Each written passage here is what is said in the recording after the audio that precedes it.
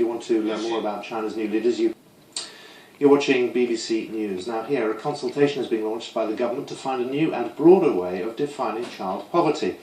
Currently, children are considered to be living in poverty if their family earns less than 60% of the average wage. Well, the Work and Pension Secretary Duncan Smith says other factors should be considered as well as income. The problem is not that governments pledged to eradicate child poverty by 2020, which we all want to do, and we agree. The problem is, what do we actually mean by child poverty? Let's take these existing figures, which 4 criteria, 3 of which are about income.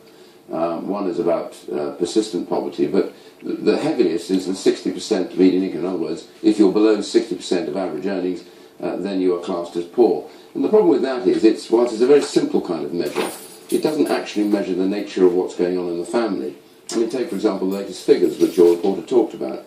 You know, since the economy actually shrank, and when we came in, we haven't grown, as you know, because of all the difficulties of the debt and the deficit.